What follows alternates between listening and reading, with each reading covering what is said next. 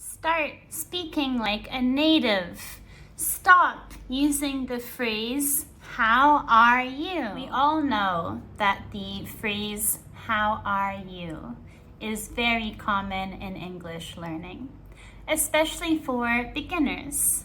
However, to get past the beginner stage, we should try to expand our knowledge and improve our speaking skills by trying to use alternative phrases as well, because we have so many in English. So today in this video, I will be giving you 10 alternative phrases that we can use instead of the same old how are you. So with this knowledge, you will be able to expand your knowledge and have the ability to greet people in a variety of ways rather than just having the one way to do it. So let's go through all of our alternative phrases that we can use. So number one is what's up. What's up? So we say this quite quickly as a native speaker, and this is a very informal greeting. We will use this with our close friends or maybe family members, depending on the relationship that we have with them.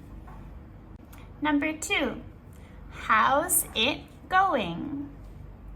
Again, this is another very informal phrase that we can use. And when native speakers say this quickly, we actually do not pronounce the last G. So it comes out like, how's it going? Go in instead of going. Number three, what's new? Again, this is a very informal greeting, but it's asking a little bit more information from that person.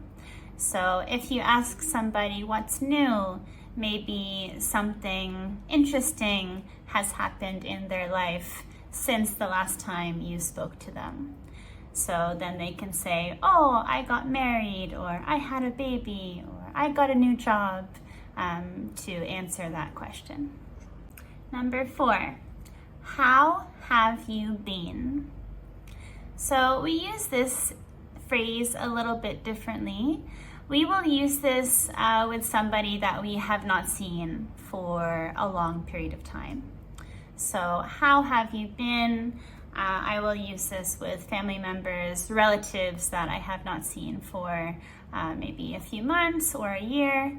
And as well with the pronunciation, we say, how have you been? So been is pronounced more like B-I-N, been, when we say it quickly as a native speaker. And number five, what have you been up to? This is very similar to number four, but it is slightly more formal. So what have you been up to? Maybe we will ask this to an older relative that we are not very close with as an example.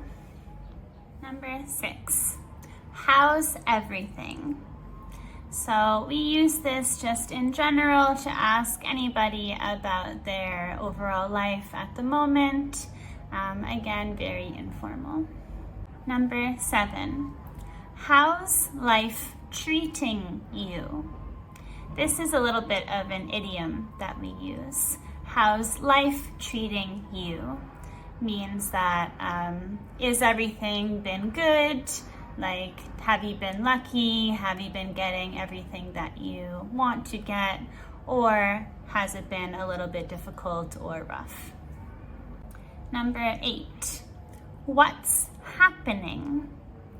What's happening? Again, they're just asking you about relevant life occurrences that have happened to you recently.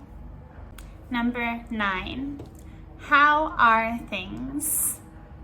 Again, it's just asking, how are you doing? What have you been up to recently? Tell me about your life. And then number 10, what's the word? What's the word?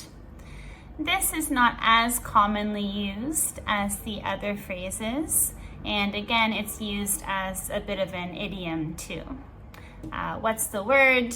They're not asking you a literal word meaning, but they're just asking you again, how is your life going? What is new in your life? There are my personal top 10 alternative phrases that we can use instead of repeating the same phrase, how are you, over and over again. This is important knowledge for you guys to know to help you expand your literacy in general, but also it's to help you communicate with other native speakers. And it helps you sound more native to native speakers as well. Because as a native speaker, we do not use the same greeting all the time with different people.